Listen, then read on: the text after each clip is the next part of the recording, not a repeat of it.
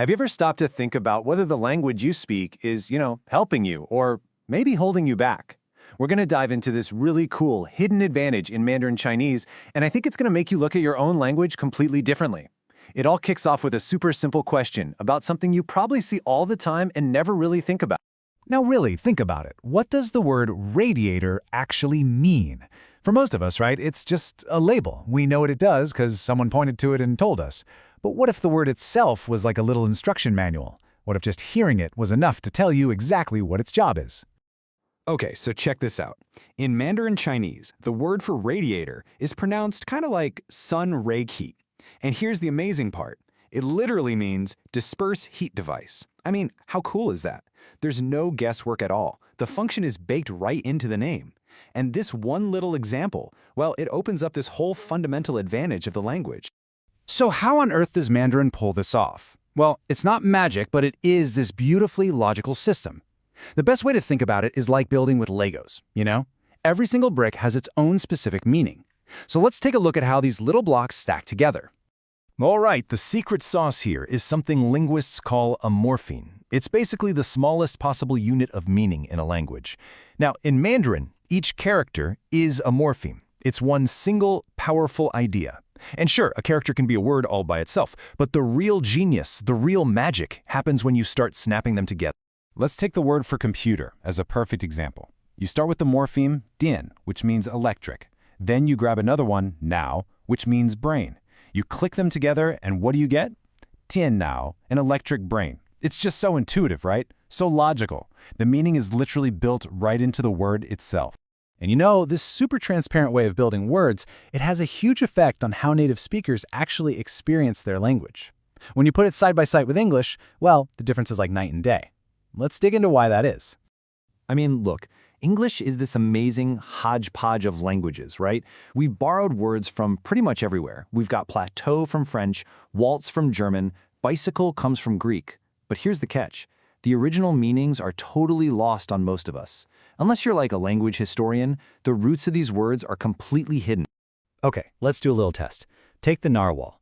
In English, the word comes from Old Norse, and it means corpse whale. Yeah, not exactly helpful for picturing the animal, is it? But in Mandarin, it's dun jiao jing, which literally translates to single-horned whale. A Chinese speaker hears that word and bam, they instantly know what you're talking about. The word is the description. And look, this isn't just some fun trivia for language nerds. This kind of transparency in a language has a massive impact on learning, especially when it comes to technical stuff, like science. In fact, our source material has the perfect real-world example of this. So the person who wrote the piece we're looking at was reading a science book in Chinese, and he came across 3 words for different types of coal that he just didn't know. So he goes to look them up, and then he has this aha moment. He realizes he doesn't really know what they are in English either. The official scientific terms were just as confusing. Just take a look at this table. In English, the scientific names are lignite, bituminous, anthracite. They're a bit of a mouthful, right? To actually make sense of them in day-to-day life, we've come up with nicknames, like brown coal or soft coal. But here's the kicker. In Mandarin, the official scientific names are those simple descriptive nicknames. He mei is brown coal, yan mei is smoke coal, and wu yan mei is, you guessed it, non-smoke coal. Just stop and think about what that means for a second. In Mandarin, you don't need a simplified or dumbed-down version of the scientific term. The technical term is the easy-to-understand version. This just completely removes a massive mental roadblock when you're trying to learn something like science. The language itself is actually helping you to get it. Okay, so this all leads to a really fascinating question. If a language can have a hidden advantage, can it also have a hidden cost? I mean, could the very language you speak every day actually be making it harder for you to learn certain things?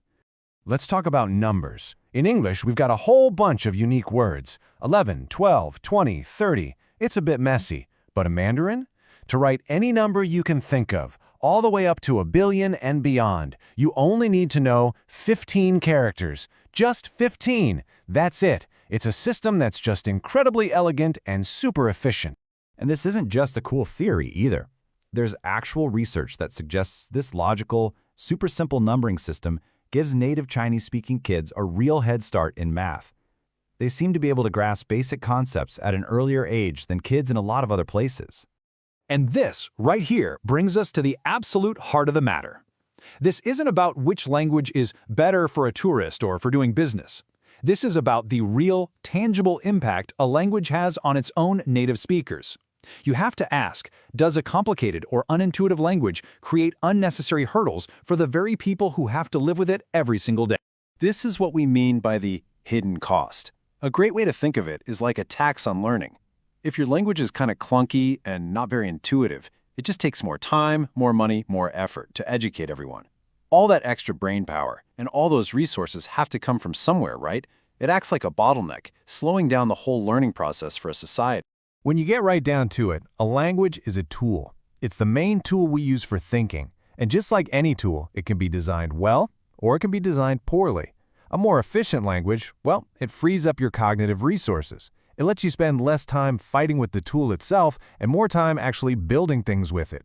Whether that's figuring out calculus, writing a novel, or composing music. The language stops being a barrier and becomes the bridge to understanding. So I want to leave you with this final thought. Every language on Earth has its own quirks, its own hidden features, its own built-in pluses and minuses. So what about your language? What are its hidden costs? And what are its hidden advantages? How is it shaping the way you think, maybe in ways you've never even noticed before?